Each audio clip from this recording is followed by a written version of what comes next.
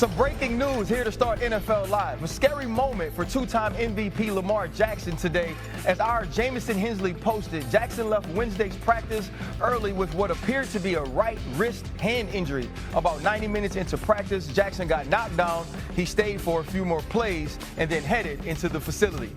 Welcome to NFL Live. I'm here with some of my favorite people, my own GM, Louis Riddick, one of my favorite teammates, Boog with a perfect ball head, and a dude that I saw early this morning, Dan Graziano. We've been hanging out all dang day. Now, one team who is worried about a franchise quarterback they knew they had coming into the season, and another just named their quarterback to start the season, and that's Daniel Jones and the Indianapolis Colts. And according to Shane Steichen, this move ain't for the short term, it's long term. It's a new year in Indy, and at least one player is not happy about what's going on. I would say so. I think I'd be lying if I said it wasn't.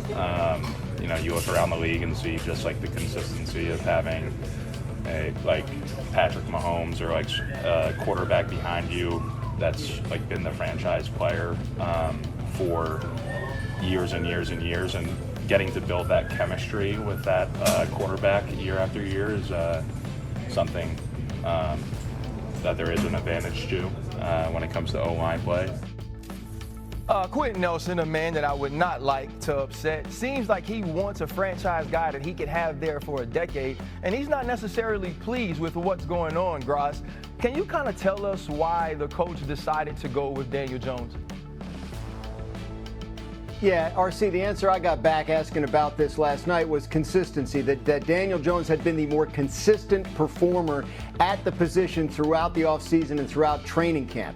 The Colts, they still tell you that Anthony Richardson at 23 years old is a young player they believe can still continue to grow, and that he showed positive signs of that growth throughout the offseason, but wasn't as consistent as Jones. And when he got an opportunity to start that first preseason game, he got injured and wasn't able to get the reps in that game that they hoped he would. It's kind of been the story of Richardson's career so far, missing time, valuable time due to injury, and right now he's going to have to work on getting better in a backup role for as long as Daniel Jones holds the job. Yeah, I think this is pretty simple, guys. I think Shane Steichen understands where he is in his career as a coach. He's got to win. And he's asked himself, which quarterback gives me the best opportunity to win? Because if I don't win, then my kids' private school that they enjoy going to, we won't be able to go there. That nice Mercedes that my wife drives, we're not going to be able to afford that. So I got to win. Now, Colts as an organization would probably say, hey, we need to develop Anthony Richardson. But Shane Steichen and Chris Ballard are not in a position to develop Anthony Richardson this year in forfeit of wins. They got to win. And if you're Shane Steichen, you just look in the mirror and you say, which one of these guys do I trust the most? Do I trust my kid's private school? Do I trust my wife's Mercedes to the most? And he chose Daniel Jones. And you know what? I can't be mad at it. Even though they knew when they drafted Anthony Richardson, he needed to play, he needed to develop. But right now at this point in time, I think Shane Steichen is making the best decision for himself and his coaching staff, and I think he's doing the right thing.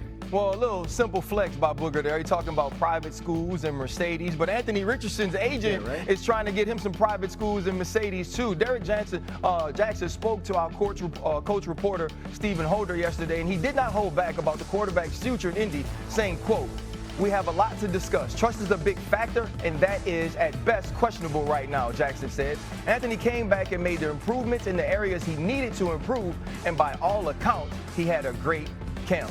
You know, Louis, it feels like Richardson's time, at least to me, in Indy is done. Do you feel like he got a fair shot to be the guy there? Look, RC, as you know, when you're the 4th overall pick, they're going to give you every chance to succeed, okay? The whole organization, by and large, is set up to really support you. So I really cannot say, from what I know, that the Colts didn't give Anthony Richardson a fair shot, okay? Are there things that when they go back and they analyze this that maybe they could have done better to support him, maybe they could have done better to motivate him, to get him to the place that they needed to get him to from a cerebral perspective, from a readiness perspective? Sure, but a lot of this really does seem to center around two things. One, it seems as though they question, to some degree, his football character, his willingness to really buy in and be a first in, last out guy, a tone setter, a leader, a guy who buys into everything that it takes to be a professional at the highest level. And number two, we've all seen it. We've seen it 1,000 times. The replay of the situation down in Houston where Anthony Richardson asked out of a football game. That is one of those seminal moments, I think, for all of us as football players and as fans of this game that we'll never forget, because we've never seen that before. We've never seen that out of that position before, ever in the NFL level. That's something that he's going to be facing for the rest of his life, trying to push that back and say, that's not who I am. And I think this really comes down to that. It comes down to trust. And they simply trust Daniel Jones more. Yeah, I think that's real, Garage. What do you think? I think. You good, Garage? What's that? I said you're good. Yeah, I think trust. The thing they've been unable to trust about him is his health. He hasn't been able to stay on the field. He has missed 19 of the 34 games the Colts have played since they drafted him. And when they drafted him, they said he has to play in order to get better. So I think when you look at Anthony Richardson's possible future in Indianapolis, it rests on a couple of things. Daniel Jones hasn't been the picture of health throughout his career either. Something could still happen there and give Richardson another opportunity. And if the Colts start to lose games, oftentimes you see a quarterback change brought up as an answer to that. So I'm not sure I rule out the possibility of seeing him in a Colts uniform again. Well, Anthony Richardson's time may be done, but Cam Ward's time in Tennessee is just starting. And he had a little scuffle with a big man in Jeffrey Simmons. Let's hear what the star rookie had to say. Just strongest, I would say. It was fun at the same time, and I think it was what we needed, though. I mean, we love competing, especially me, Jeff, and I'm excited to have that man as my teammate. And so I mean, I can't wait to see what he do. Sundays I already know what he about, but I get to see the real thing coming soon. Listen, y'all, Jeffrey Simmons has to keep his hand off the money, but Cam Ward is a guy who is showing he's a competitor. Our Titans reporter, Teron Davenport, was there. Hey, man, tell me exactly what happened at camp this week. Yeah, well, you know how it gets, man. It was hot as fish grease out here, and the tempers flared up. And basically what happened, on the previous play, Julius Chestnut, he bounced a run outside and got to the end zone, but he bounced it off of a J.C. Latham block on Jeffrey Simmons. J.C. Latham and Simmons, they have a rivalry too. They talk back and forth, so he was letting Simmons hear it all the way up until the huddle. And then the next play, Ward hit Ridley for a touchdown, and he went over to celebrate it with his receiver, but on the way over there, he stopped, gave Jeff a push, and did his celebration, and Jeff didn't like that. So 2 hands to the face, and next thing you know, everybody came over to break it up.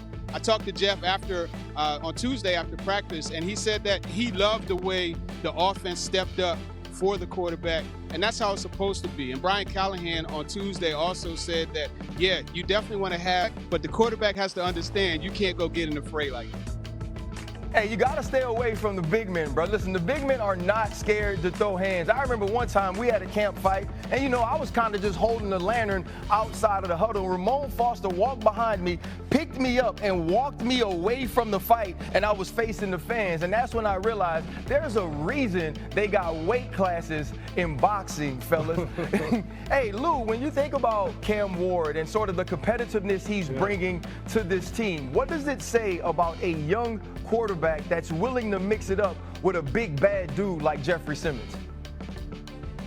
Yeah, man, look, we throw around the word alpha all the time, right? Like, this guy's an alpha, this guy's an alpha, this guy's a leader, this guy's a force multiplier, whatever word you want to use. Well,